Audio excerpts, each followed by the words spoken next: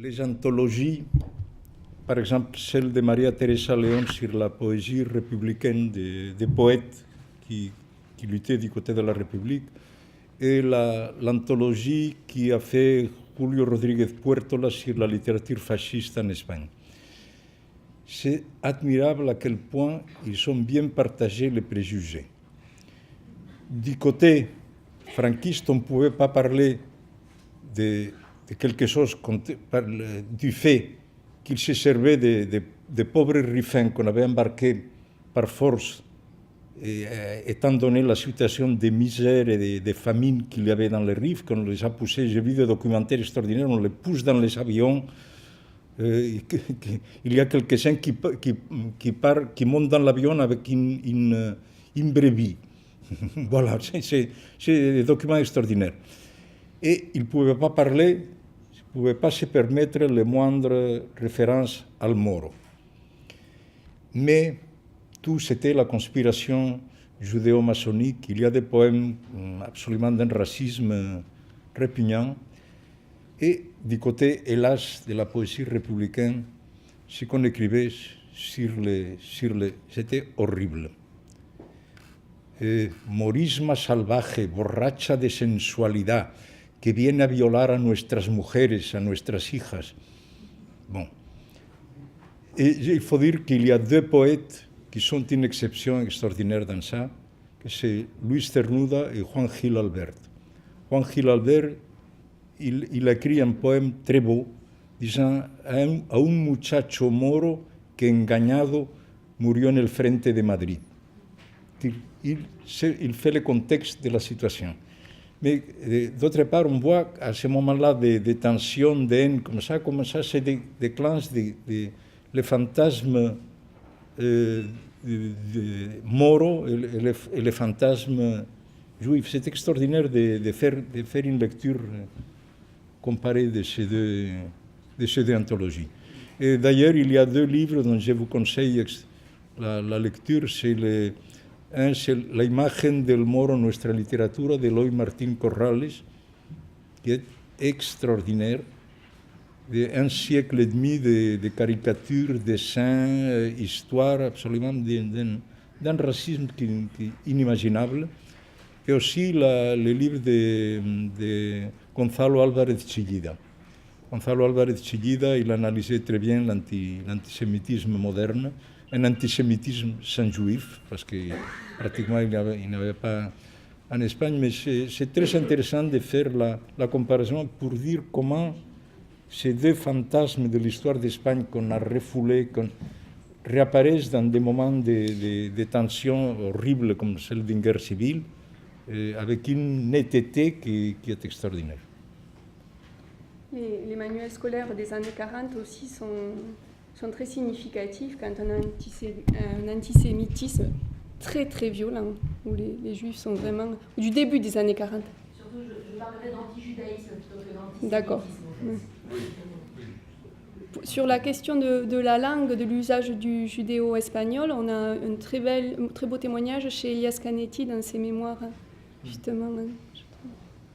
Il y a des communautés, c'est-à-dire le ladino a disparu pour deux raisons. Les massacres du nazisme, par exemple, de toute la communauté juive des Balkans, comme ça. J'ai eu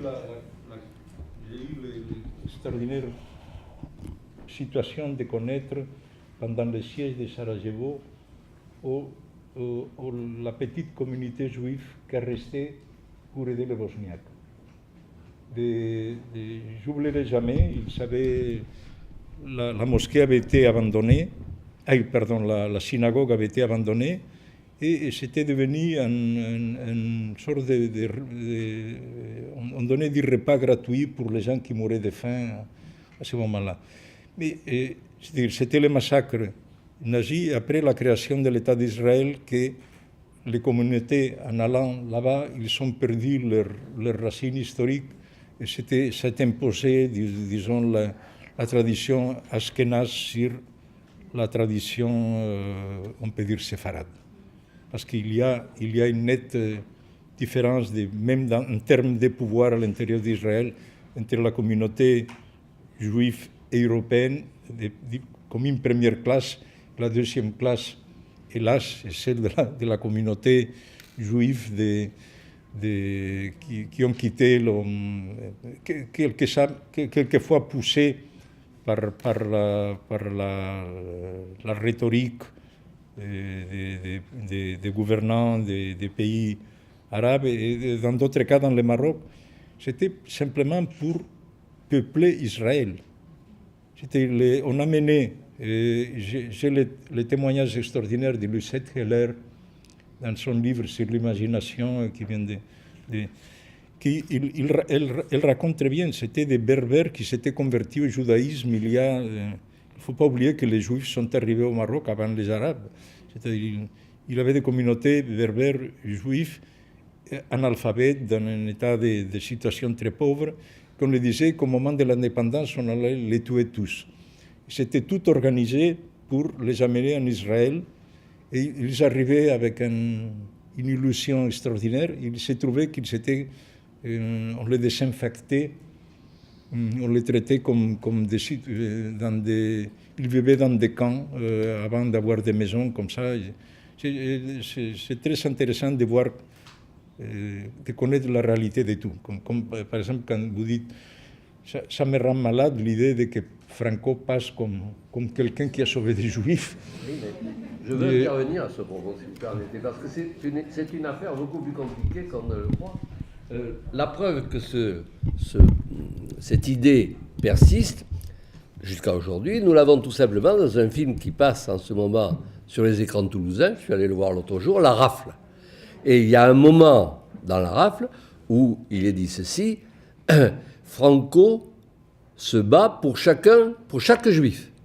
C'est cette phrase, je trompe peut-être sur l'expression exacte, mais je l'affirme, et d'ailleurs vous pouvez le vérifier. Alors c'est tout de même un peu plus compliqué que ce que vous avez dit, parce qu'il faut quand même savoir un certain nombre de choses. Les organisations américaines juives ont fait des démarches auprès de Nicolas Franco, qui était ambassadeur à Lisbonne. Et lui ont fait comprendre de manière subtile que si un certain nombre de juifs étaient sauvés parce qu'on les laissait passer en Espagne sans les inquiéter, eh bien, lorsque la guerre serait finie, on pourrait en tenir compte. Ce phénomène s'est effectué. Nous connaissons par exemple, les hispanistes français ne me démentiront pas, et ils savent qu'un de nos collègues assez brillant, Molliot, par exemple, a pu en effet passer en Espagne et y attendre la fin de la guerre. Bon, si j'étais méchant, j'expliquerais que cette situation a servi à certains collègues que je ne nommerai pas, qui sont d'ailleurs morts par conséquent, ça ne serait pas grave, pour refuser la nomination de M. Molliot à Toulouse. Mais enfin, ça, j'en ai été témoin, je m'en souviens très bien. Bon. Mais, du coup, quelle est la position qui a été adoptée par un certain nombre de diplomates, dont ceux que vous avez nommés? Et c'est quelque chose qui m'a, à un moment donné, intéressé beaucoup, parce que je savais, pour prendre un exemple, que celui qui fait partie des Justes, sur la liste de Justes, qui était consul ou ambassadeur, consul en Hongrie, Angel Sansbris, je savais qu'il était très de droite. Et je me suis donc informé auprès de diplomates espagnols que je pouvais connaître sur ce qu'il en était réellement. Il m'a dit, voilà, la situation était la suivante. Les instructions qui nous étaient données étaient les suivantes. Si on organisait le passage de Juifs en Espagne, destination ensuite des États-Unis ou non, et que ça se passe bien, pas de problème. On disait rien. Par contre, si ça se passe mal, là, on ne vous couvre plus, on dit que vous avez agi en dépit des instructions. Voilà, naturellement, ces instructions n'auraient été données qu'oralement, de façon à ce qu'il n'y ait pas de de traces. Par conséquent, il n'est pas faux qu'un grand nombre de juifs aient été sauvés grâce à des diplomates franquistes, mais qui ont agi parce que leur conscience le leur dictait, en prenant dans certains cas des risques, c'est sûr, notamment à l'égard des Allemands, mais en sachant que, bon, si tout se passait bien, ben, ma foi, finalement, le pouvoir en tirerait avantage, ce qu'il a fait, effectivement, et que si ça se passait pas bien, ben, alors, il y a répression après, ça a été plutôt... si vous avez des exemples précis, je serais heureux de les connaître. Parce que... Oui, Palencia, qui avait adopté 2 enfants juifs, a vu sa carrière interrompue. Oui, bon. Mais retournant au Moyen-Âge, c'est une des choses qui m'intéresse beaucoup, c'est le fait que la naissance de ce rationalisme qui a été, qu'on peut dire, on les appelait, c'est très curieux, je crois que j'ai un texte ici, les alboraïcos. Et je pense que ça vient du mot alburak, que c'était ce cheval extraordinaire avec tête de femme qui a remonté le prophète Mohammed au ciel. Et alors, par exemple, je crois que j'ai ici, il y a une description.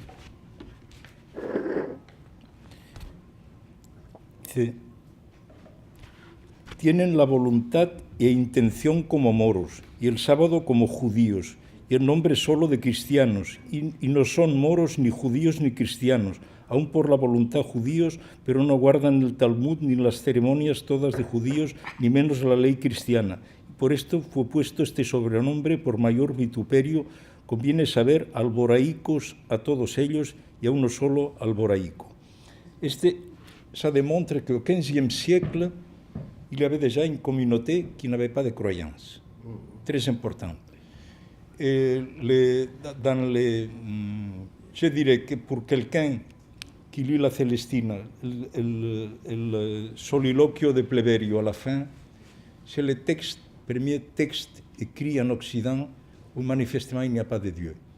J'ai voulu faire la même chose parce que les textes que j'écris à la fin de Et quand le rideau tombe, Telón de boca, c'est la même chose, la même incrédulité, le même rapport qu'on peut avoir, mais c'est la discontinuité de la culture espagnole.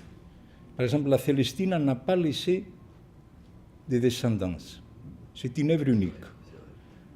Et San Juan de la Cruz, il n'a pas eu, jusqu'à José Ángel Valente, il n'a pas eu de descendance poétique, c'est la discontinuité culturelle. Cervantes, il a fécondé, avant d'influencer la littérature en langue espagnole, a fécondé la littérature anglaise d'abord, la littérature française d'après, Diderot, des romans comme Tristan Shandy, etc. Et au tout le 19e, il avait la littérature russe et française comme ça, Bouvard et Pécuchet, pour prendre des exemples. Il y a un rapport entre... dans la correspondance de Flaubert, il faut lire l'admiration, comment avec Georges Sand, il n'arrête pas de parler de Cervantes. C'est très intéressant. Bon, j'ai dit ça parce que aussi, dans les musulmans, qu'on avait convertis à la force, los moriscos, il avait déjà des rationalistes. Par exemple, récemment, on a publié un poème extraordinaire de Juan Zaragoza, on ne sait rien, mais seulement qu'il écrivait en espagnol extraordinaire. Le poème, c'est contre les catholiques. Il dit, je le sais par cœur parce que c'est extraordinaire le poème. Vosotros, que en una hostia que tenéis que llamáis el sacramento, tenéis por fe que está Dios y os coméis aquel Dios vuestro.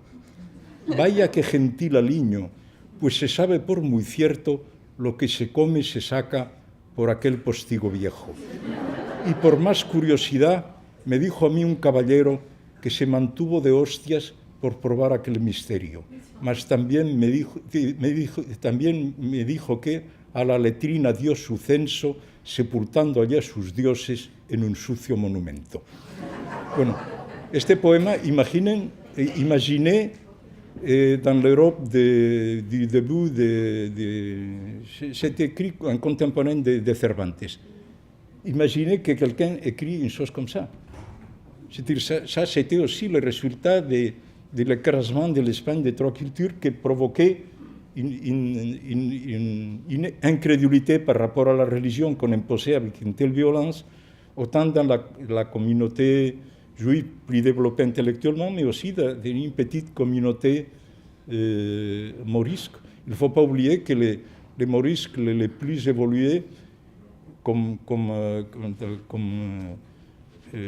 ceux qui ont été expulsés les derniers, ils allaient aux Pays-Bas et en Allemagne. Parce que, comme il a dit, les paysans, les contemporains de Sancho, il dit, parce qu'en Allemagne, cada uno puede vivir por su cuenta y pensar libremente.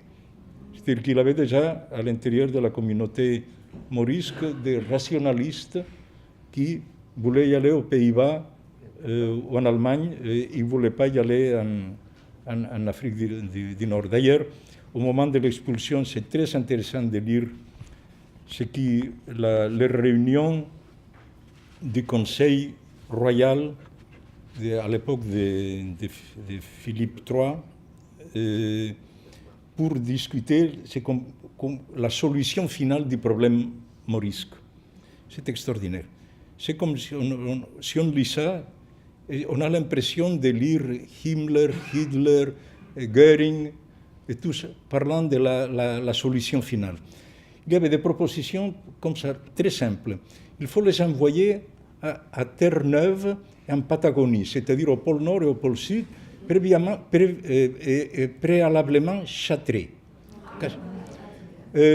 Après, il y a une intervention d'un saint évêque, je crois que c'est de Teruel, je peux me tromper, ou d'Ávila, je ne me souviens pas, qui dit: si on les envoie au Maghreb, en Afrique, ils vont régner du catholicisme, parce qu'ils avaient été baptisés par la force. Alors, la meilleure solution, c'est les envoyer dans des bateaux avec des trous, de façon qu'ils se noient avant d'arriver là-bas, comme ça ils vont sauver leur âme.